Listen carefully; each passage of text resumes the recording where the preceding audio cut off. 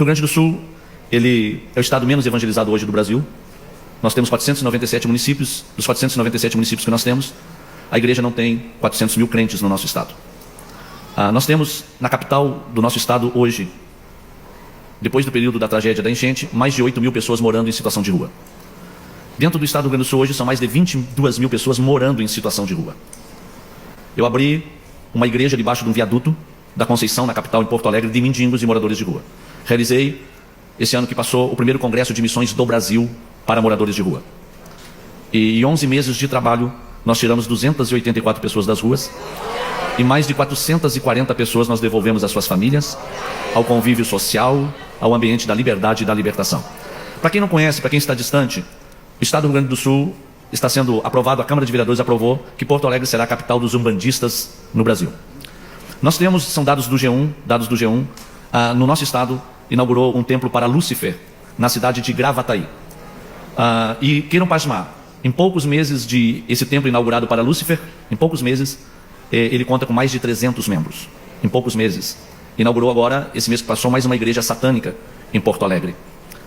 No estado do Rio Grande do Sul, são dados do G1, tem 71.168 terreiras de Umbanda, de Quimbanda e Candomblé registradas. Somando com as clandestinas, chega a mais de 120 mil terreiras de Umbanda, Quimbanda e Candomblé. Eu tenho que usar a linguagem dos meus irmãos afrodescendentes, porque senão eu corro o risco de chegar lá no meu estado e já estar sendo processado por intolerância religiosa. Dos meus irmãos afrodescendentes. Na contrapartida, as maiores tragédias naturais do Brasil, parece que tudo parte do nosso estado. A maior tragédia envolvendo a América Latina nos últimos 100 anos foi a tragédia das enchentes. 2 milhões de pessoas morando em situação precária porque perderam de forma direta e indireta as suas casas. 2 milhões de pessoas. Dos 497 municípios que nós temos, 369 foram atingidos, diretamente e indiretamente. Nós temos o maior público de ateus praticantes da América Latina, que era Montevidéu no Uruguai, hoje é no nosso estado. Pessoas que pregam a inexistência de Deus e combatem aqueles que defendem a sua fé cristã. A maior tragédia da aviação brasileira, o voo partiu de Porto Alegre para o aeroporto do Congonhas, e lá dentro estavam um dos maiores pregadores do Brasil, pastor Luiz Antônio da Luz. A maior tragédia envolvendo jovens da América Latina foi a tragédia da Boate Kiss, que dizimou mais de 240 jovens. O nosso estado ele opera com céu fechado. Se vocês procurarem no Google e vocês derem um clique no Google, vocês podem questionar e perguntar lá no Google quantas crianças desapareceram no Rio Grande do Sul no ano de 2025. Coloque lá e vocês vão pasmar com os dados que nós temos de crianças desaparecidas no nosso estado. O diabo tomou as ruas, a igreja acomodou e simplesmente ficamos olhando de longe as coisas acontecerem. Eu fui para debaixo de um viaduto e declarei que quem manda agora nas ruas do estado do Rio Grande do Sul não é mais Satanás. Agora as ruas ganharam pastores e nós vamos tomar o território que o diabo levou de nós. Começamos. Olá, queridos. Paz do Senhor, tudo bem?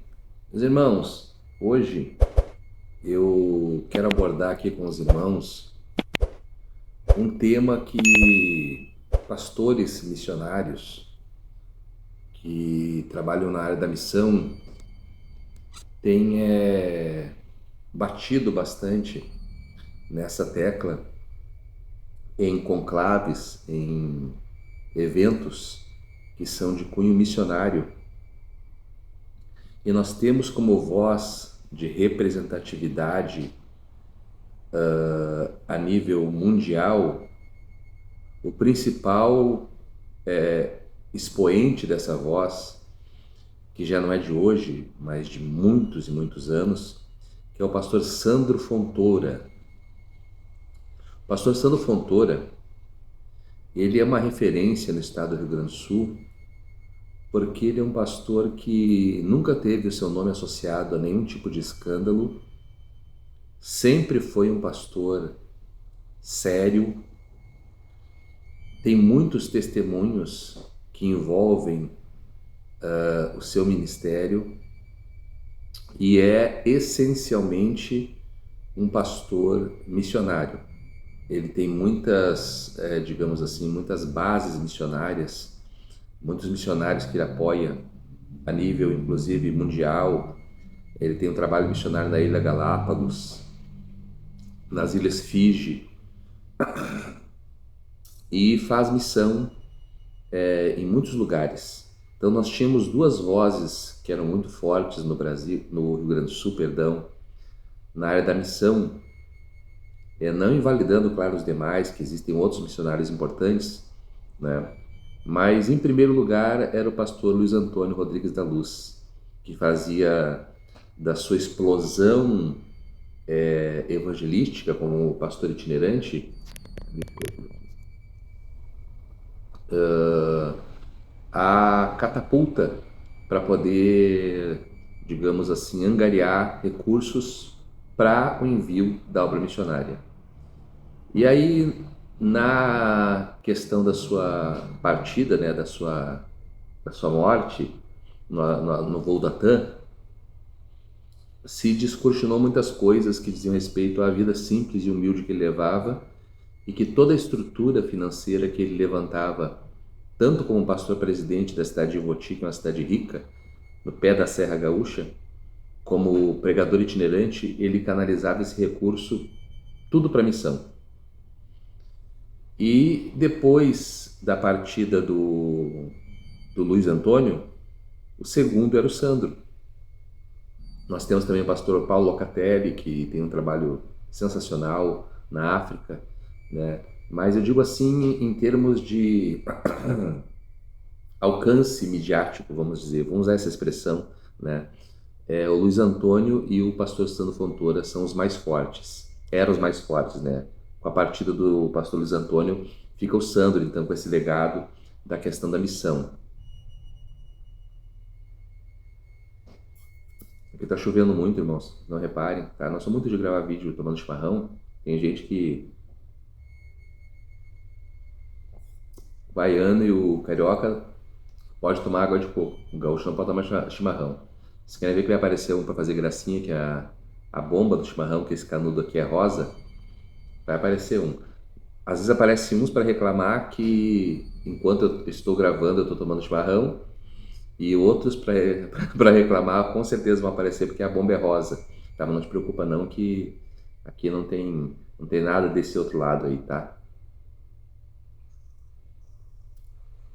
É só porque tá muito frio mesmo, tá? Está muito frio aqui.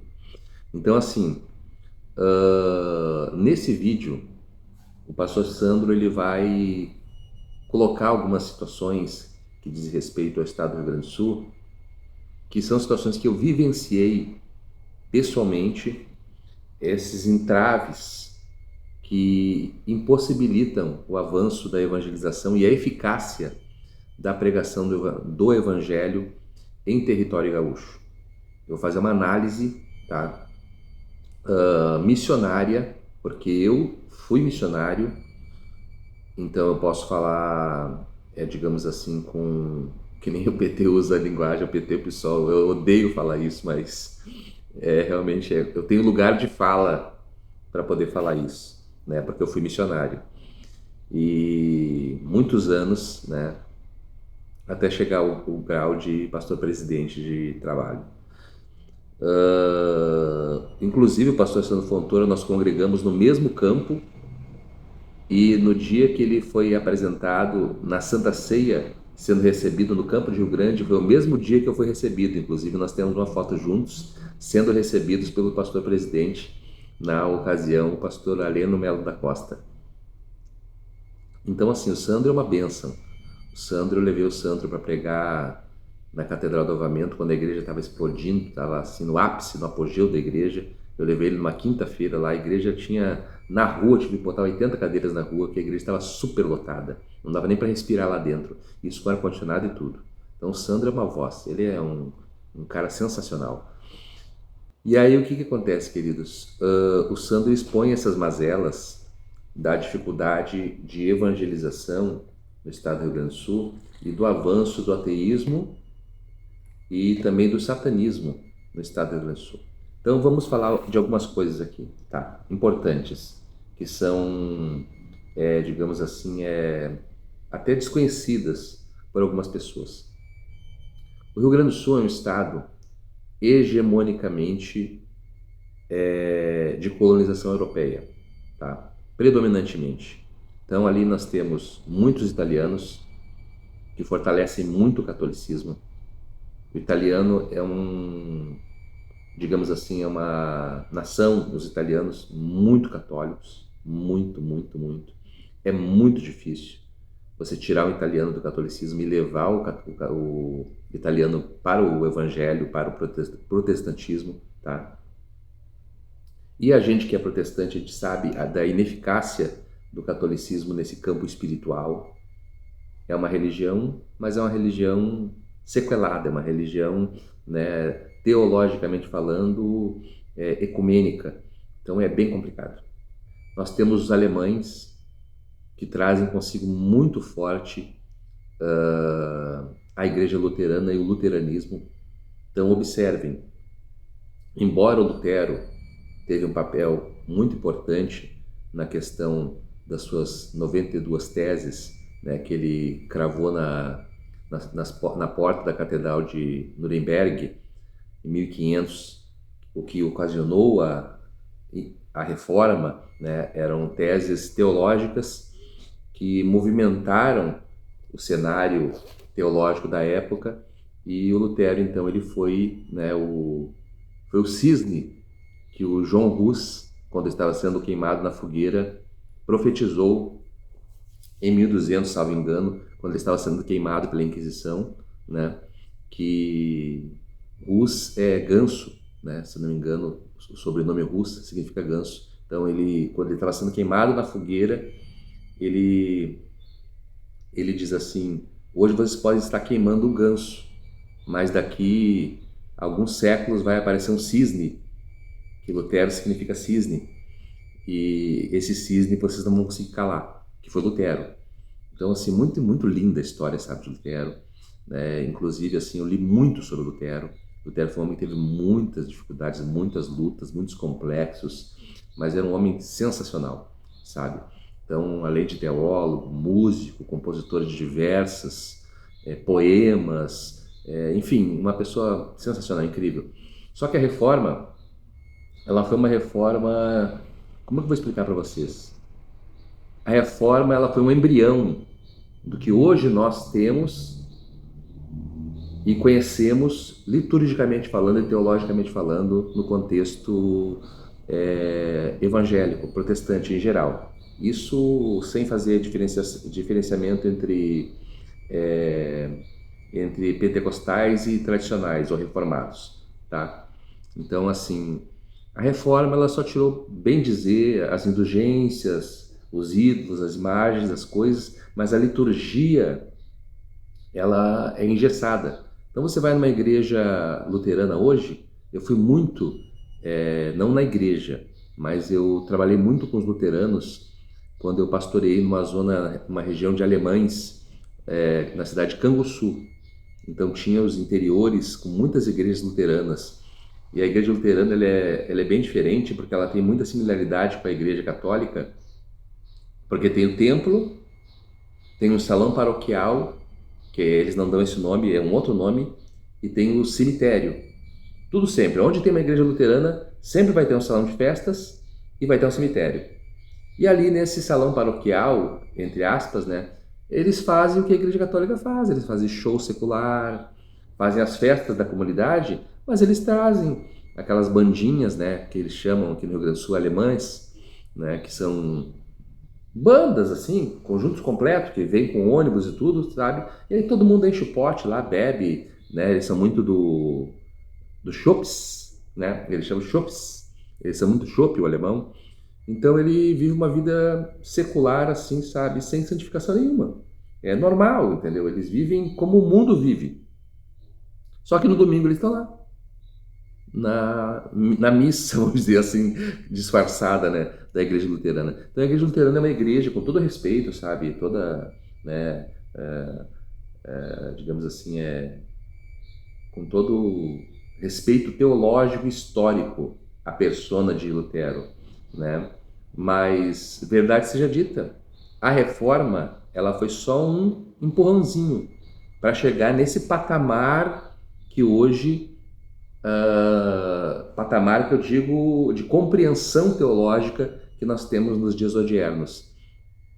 Então, o que eu considero? Calvino, né, John Knox, esses homens, eles foram, teologicamente falando, cada um foi um degrau até chegarmos, né, nos dias que nós vivemos na questão da compreensão. Não que a igreja hoje esteja boa, tanto pentecostal como reformado. Hoje, nas igrejas reformadas, em grande parte, já estão casando homem com homem, mulher com mulher. entende? Já está sendo aceito o uso recreativo né, da Maria Joana, entendeu? Então, assim, é esse negócio, entendeu? E a igreja pentecostal também com né, os seus mantos e os seus escândalos aí, cada vez recorrentes e cada vez maiores, cada vez mais escandalosos. Então, vamos dizer assim, onde tem ser humano não tem perfeição, independente da denominação. Até rimou, virou poesia, tá? Então, assim, mas, voltando a Lutero e a igreja luterana que eu conheci, é uma igreja, na minha ótica, de pouquíssima expressão espiritual. Não tem impacto espiritual. Então, o que nós temos no Rio Grande do Sul? Um estado hegemonicamente colonizado, tá, por italianos, espanhóis e portugueses católicos, tá? Veja bem, alemães, suecos, alguns, não muitos, ucranianos, não muitos, todos luteranos, pouquíssima penetração no mundo espiritual. Então a igreja referência pentecostal no estado do Rio Grande do Sul, que é a Assembleia de Deus, ela tem muita dificuldade de expansão. E alguns fenômenos aconteceram na Assembleia de Deus, não só com a Assembleia de Deus, mas com toda a igreja pentecostal, porque eu entendo, com todo respeito, que para ter penetração espiritual, tem que ser espiritual. E o pentecostalismo, ele busca esse poder espiritual de Lucas 9, Lucas 10, Atos 2.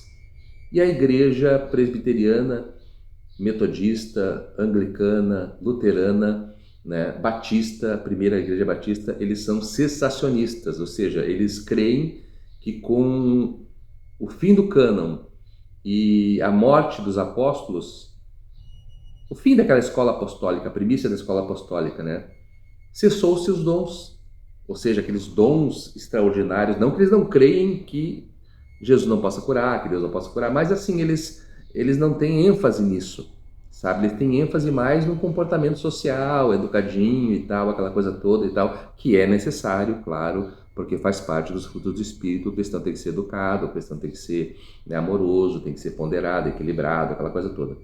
Ponto, né? Então a ênfase não é muito espiritual nas igrejas, digamos assim, as ditas reformadas. E a igreja pentecostal, quando ela é bem doutrinada pelo seu pastor e o rebanho segue à risca o que está na Escritura e aplica na sua vida cotidiana, secular, familiar, enfim, ele se torna um perigo no mundo espiritual, ou seja, aí ele é uma potência no mundo espiritual. E no Rio Grande do Sul, como eu estava dizendo, aconteceu esse fenômeno, né, para não estender muito o vídeo aí, que as igrejas, em partes, com toda a dificuldade, cresceu, enriqueceu e acomodou-se. E se criou uma forma de dinastia, porque veja bem, isso é muito comum, esse método, digamos assim, de se trabalhar, né, de passar a igreja de pai para filho. Só que muitas vezes não se respeita a chamada de cada um. Não é porque o meu filho, por exemplo, o Victor, que é pregador, não é porque ele é meu filho e eu tenho vocação de pastor e mestre e um chamado apostólico. Por que chamado apostólico? Porque eu sou plantador de igreja, eu pego um terreno do zero sem nada ali, eu boto uma tenda, daqui um ano e pouco já tem uma igreja erguida ali, entendeu? Com 100 membros, entende? Então isso aí Deus me deu. Não teve igreja que eu pastoreei na minha vida.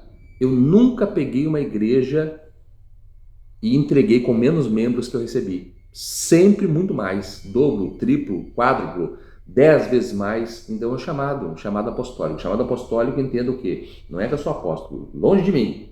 Apóstolos são aqueles que andaram com Cristo. Eu estou falando que o chamado apostólico é o equivalente ao chamado missionário, que é o plantador de igreja, o desbravador, né? Mas o meu filho não tem isso. Pergunta para ele: filho, tu quer pastorear, tu quer ser pastor? Ele disse: não quero, nunca vou ser pastor. Claro que ele diz isso porque sabe tudo que o pai passou, entende? Mas, em tese, até pelo tipo da pregação dele, ele tem uma chamada evangelística, um lado assim mais para pregador mesmo. Aí, irmãos, o que acontece? Ó? A igreja, os ministérios no Rio Grande do Sul, e não só no Rio Grande do Sul, em todo o Brasil, né? Eles se tornaram dinastias de algumas famílias. Até pouco tempo atrás tinha duas famílias que eram, digamos assim, que guerreavam literalmente umas contra as outras, ou uma contra a outra, pelo domínio do Rio Grande do Sul. Famílias de pastores, entende? Que eu poderia citar o nome aqui, mas como eu tenho alguns pastores de ambos os lados e nem todos eles são corruptos, são da família, mas não são corruptos. Eu não posso estar citando as famílias aqui porque eu posso machucar um pastor ou outro que é amigo meu. Então, basta você saber isso aí. Então, vamos lá para a situação real. Um estado que era rico, um estado que teve uma oportunidade de expansão evangelística muito grande, um estado que se acomodou e um estado que, pelo acomodamento da igreja, por esses fatores etimológicos que eu citei agora, étnicos, perdão, essa é a palavra, que eu citei agora da questão dos povos e nações que colonizaram o Rio Grande do Sul. É um estado de difícil penetração, é a semente que caiu lá no meio do terreno pedregoso, é a semente que caiu no meio dos espinhos e os espinhos abafaram a semente. É o território gaúcho. E a contrapartida, todo o território vago, aonde a igreja não tem uma expansão poderosa, vai abrir precedente para que outras religiões venham lograr êxito na sua expansão ou penetração. Então não pense que o ateu não tem religião. O ateísmo é uma religião. É uma contra-religião, mas é uma religião. Todo ateu ele tem, sabe, as suas teses, as suas coisas, que ele transforma em um Deus. Entende? Então o ateu também é um religioso, de certa forma. E, por fim, né, os templos satânicos se erguendo no estado do Rio Grande do Sul, as seitas satânicas se proliferando, coisa que há muito tempo tem no Rio Grande do Sul, a maçonaria muito forte, muito, muito forte no Rio Grande do Sul, muitos pastores envolvidos com a maçonaria, e com isso, né, nós estamos vendo toda a mão de Deus está pesando contra o Rio Grande do Sul. Isso é fato, irmãos. É fato, não adianta a gente querer tapar o sol com a peneira, abafar coisa e tal, não sei o que, não sei o que mais. A mão de Deus está pesando contra o Rio Grande do Sul. Entende? Porque Deus é assim, ó. Deus ele te dá tudo, tá bom? Todas as ferramentas, todos os instrumentos, toda a sustentabilidade, toda a condição de fazer a coisa acontecer. Você decepciona Deus nesta missão, né? Deus ele vai permitir que as outras nações venham e devastem aquilo que Deus te deu. Vai lá olhar em Juízes 6, o que aconteceu. Que começa em Juízes 2, Juízes 1, o povo é aquela geração já de Josué ali, ainda. Qual que era a ordem? Não se misture com o povo, exterminem todo o povo que está na terra, não é para vocês comutarem dos deuses deles, não é para conviverem juntos. Aí vem Juízes 2, lá pelo 3 ou 4, diz assim, ó, e veio outra geração após a geração que veio depois de Josué, ou seja, 2 gerações depois de Josué. Já não conheciam mais Jeová, já tinham se contextualizado com os deuses cananeus, ou seja, já eram pagãos, abandonaram a Deus. Vai em Juízes 6, lá no capítulo de Gideão, de 7 em 7 anos, que o 7 é o tempo da perfeição, o tempo de Deus, vinham os midianitas e os povos do Oriente, chamados povos do Oriente, né, que eram os nômades, e saqueavam tudo que os israelitas tinham, a ponto deles terem que morar dentro de cavernas, saindo das habituais tendas e iam morar em cavernas para não morrerem na mão dos midianitas, dos amalequitas e dos povos do Oriente, é isso que diz. Então assim acontece. Deus dá os meios, Deus dá a terra, Deus dá a bênção. O povo prevarica, Deus pune. Ah, mas esse Deus punitivista, questão. Não, irmãos, a punição de Deus não é diretiva, ela é permissiva. Entende? Você sai debaixo que nem agora que está chovendo um monte, entendeu? Eu tenho um guarda-chuva, mas eu decido pegar o guarda-chuva que eu tenho, que Deus me deu, e eu faço assim, eu vou me molhar todo. Então veja bem, é Deus que está fazendo? Não é Deus que está fazendo. Deus me deu o guarda-chuva, é eu que estou prevaricando e por isso eu estou me molhando. É o que acontece com o estado do Rio Grande do Sul. E aí, pela questão da divisão das famílias que brigam entre si pelo monopólio do poder das grandes denominações, ocorre o efeito da casa dividida. E toda casa dividida em si mesmo, ela não prospera. Ou todo reino dividido em si mesmo não prospera. E toda casa também que é dividida, ela cai, ela rói, ela não prospera. Amém? Deus abençoe.